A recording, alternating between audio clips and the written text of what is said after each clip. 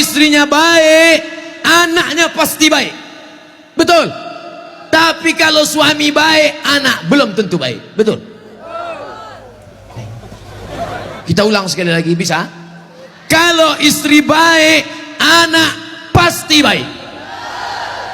Tapi kalau suami baik, anak belum tentu baik.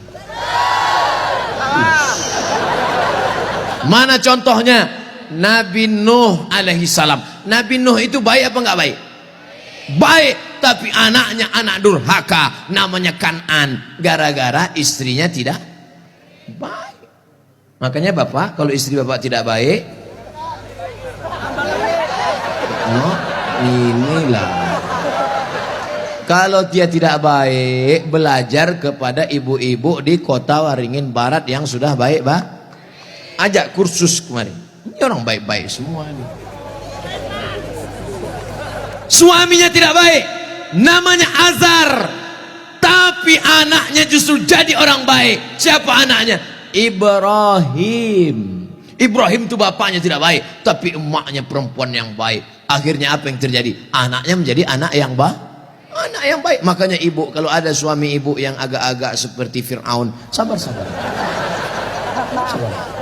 Pulang dari sini, Bang, insya Allah aku tetap sabar bersamamu, Bang, sampai kau ditenggelamkan di Laut Merah, Bang.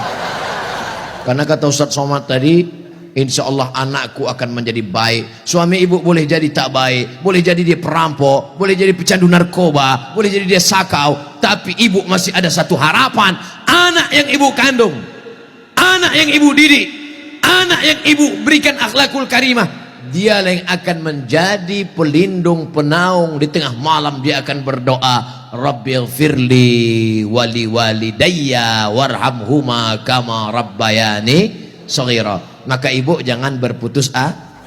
Kadang banyak ibu-ibu ini putus asa, pulang ke rumah suami selingkuh, mabuk, langsung pergi ke kamar mandi, minum teh botol. Minum super pel. Enggak mati. Seminggu setiap ngomong bubuih.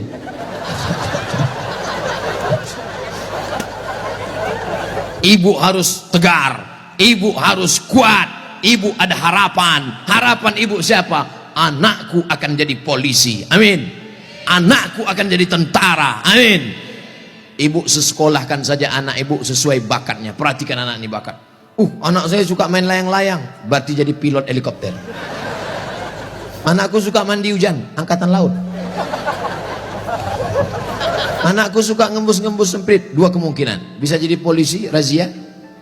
Bisa jadi wasit sepak bola. Yang parkir jangan sebut. Ibu jangan sebut tukang parkir. Karena pada dasarnya kita semua ini adalah tukang parkir. Kita ini semua tukang parkir. Tirulah iman tukang parkir. Mobil mewah harga 2 miliar. Mundur betul parkir. Setelah begitu diambil mobil ini, adakah tukang parkir yang marah?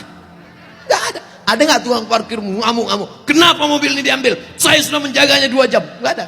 Kalaupun ada berarti gila. Kita itu juga di dunia ini sama seperti iman tukang parkir. Mobil itu titipan, rumah itu titipan, anak itu titipan, kebun itu titipan. Kita hanya menjaganya di dunia, dan setelah itu kita akan mati. Ada yang punya kita? Tidak. Makanya bapak, berapa banyak bapak ketika istrinya meninggal, ya nggak ada nangis. Pas ditanya, bapak nggak nangis? Titipan Pak Ustaz. Ustadz ini ceramah nggak enak, pas giliran mati istri aja. Oke, sekarang kita balik. Berapa banyak ibu-ibu yang imannya sudah mantap, dia menganggap ini semua titipan, hilang tidak apa-apa, meninggal suaminya, dia tegar. Ibu nggak nangis, titipan Pak. Tapi ada satu ibu menangis, papa, jangan kau tinggalkan mama sendiri, Pak. Pas ditanya sama tetangga, ibu nangis kenapa? Warisan dikit. Tapi itu tidak ada di Kobar.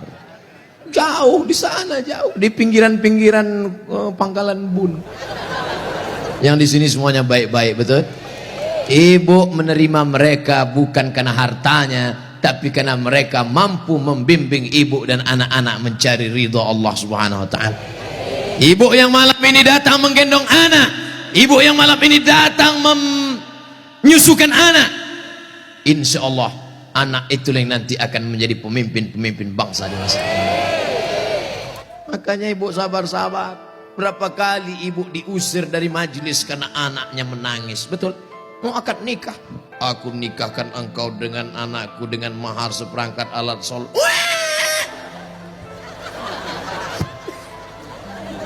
Berapa kali di majelis kematian ibu diusir, betul? Ada orang kaya meninggal, datang anaknya, mantunya, cucunya pakai baju hitam semua. Nama kelompoknya Men in Black. Sudah siap-siap mau menangis bersandiwara. 1, 2, 3. Rupanya anak ibu lebih kuat lagi nangisnya. Akhirnya tuan rumah marah, pergi pulang bawa anak.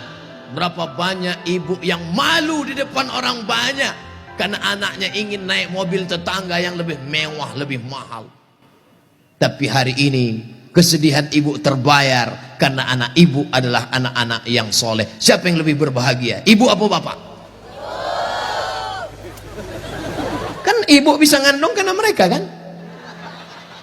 Sekarang saya tanya, siapa yang paling berbahagia, ibu atau bapak? Mereka tetap bertahan, Pak. Bapak Ibu yang dimuliakan Allah Subhanahu wa taala, siap menjaga persatuan? Jaga persatuan, karena negeri yang kita bangun dengan indah ini akan jadi hancur berkeping kalau tidak ada persatuan dan kesatuan, betul? Maka persatuan ini sama seperti tiang gawang. Kok Ustaz tiba-tiba ingat tiang gawang? Itu tiang gawang, itu tiang gawang. Ibu jaga gawang, jangan sampai kebobolan. Bapak striker, penyerang. Papa silakan kau pergi sejauh mata memandang, tapi di hari petang kau harus membawa uang. Untuk apa? Untuk anak-anak kita, supaya dia tidak makan riba, makan haram. Striker tidak pernah diejek oleh kiper. Kiper tidak pernah marah-marah. Apa kata kiper? Hei striker, kok enak aja di sana, tolong gantian kau jaga sini. Tidak ada, karena mereka sudah siap bagi-bagi bagi tugas. Ceramah di tanah lapang, Ustaz Somad. Ceramah di stadion, Ustaz Somad. Ceramah di TV, Ustaz Somad. Ceramah di YouTube, Ustaz Somad. Tapi yang ngajar di pesantren, yang ngajar di ma'had, yang ngajar di sekolah, para habaib dan ulama, kami udah bagi-bagi tugas. Makanya Habib ulama nggak pernah ngejek. Apa itu Somad itu? Ceramahnya di lapangan aja. Apa itu Abdul Somad itu? Ceramahi ibu-ibu aja. Ustaz gatal. Kan kita udah bagi-bagi tadi.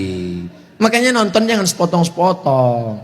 Kesana 45 menit, kesini 45 menit, belum, sebentar lagi habis. Masya Allah, tabarakallah, masih lama rupanya. Saudara yang dimuliakan Allah Subhanahu wa taala, di tempat laki-laki Abdul Somad bicara 3, bersama jaga persatuan kesatuan. Yang kedua, ramaikan masjid dengan sholat berjamaah. Yang ketiga, makmurkan masjid dengan belajar agama, fikih, hadis, tafsir. Siap mengamalkan yang 3? Yang perempuan, yang pertama, ibu jangan sedih, ibu jangan depresi, hadapi masa depan. Didik anak-anak menjadi anak-anak yang soleh dan solehah. Ada pondok pesantren di Kobar. Taman SD. Sebelum SD jangan sedih, kasihan. Ingusnya 12. Kalau 11 itu biasa, bengkok. Belum sampai hati. Ustaz Somad dulu pesantren. Saya masuk pesantren taman SMP, kegedean. Yang paling bagus taman SD, masuk pesantren. Siap memasukkan anak ke pesantren taman SD? Janji? Ibu ingat, ibu punya uang banyak, belikan dia gadget, belikan dia motor, belikan dia mobil. Dia kaya, dia banyak uang, dia ganteng, dia cantik, tapi dia sakau, gemetar, sakit, gak ada gunanya. Makanya benteng terakhir menjaga anak-anak kita adalah pondok pesantren. Tapi pesantren ini kadang-kadang nasib bak kerakap tumbuh di batu, hidup segan mati tak mau. Santrinya 1000, WC-nya 10. Ngantrilah santri-santri, wajahnya biru, menahan serangan. Maka ceramah saya di Palembang, Ustadz Abdul Somad, saksikan hari ini sumbangan 52 unit.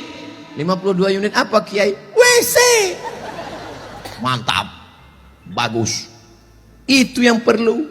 Maka yang kaya-kaya datang besok pondok pesantren. Nggak ada gunanya pengajian banyak-banyak. Mubazir, innal mubazirina kanu ikhwana syayatin. Orang mubazir saudara setan. Kalau ada orang kaya tidak peduli pesantren, kalau ada orang hebat, pejabat tidak peduli pendidikan agama, mubazir.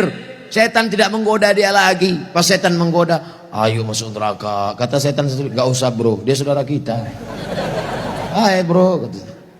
Oleh sebab itu maka pertama yang ingin disampaikan Abdul Somad khusus kepada ibu-ibu, jangan pernah bersedih hati. Masa depanmu ada pada anak-anak. Tataplah mereka masa depan, tapi tentu dengan bahasa ibu. Bahasa ibu paling ngerti dengan anak. Jangan pulang dari sini anaknya dikumpul, assalamualaikum. Nggak mesti diceramah. Ibu usap kepalanya, ibu tiup-tiup. Kau akan menjadi pemimpin masa depan nak. Doa ibu luar biasa. Ibu kalau marah sama dia jangan panggil dia setan. Setan. Tuyul. Jangan panggil dia. Calon bupati kota Waringin Barat. Gitu cara manggilnya. Calon anggota DPD. Gitu. Insya Allah dia jadi nanti insya Allah. Amin. Warna ibu mulutnya luar biasa, berbisa bu. Ibu ngomong salah saja diaminkan malaikat. Maka jangan pernah bicara yang tidak baik, bicara yang baik-baik. Sampai ada seorang laki-laki di zaman Bani Israel sebelum Nabi Muhammad SAW, namanya Juraij. Siapa namanya? Juraij. Ada orang Pangkalan Bun namanya Juraij?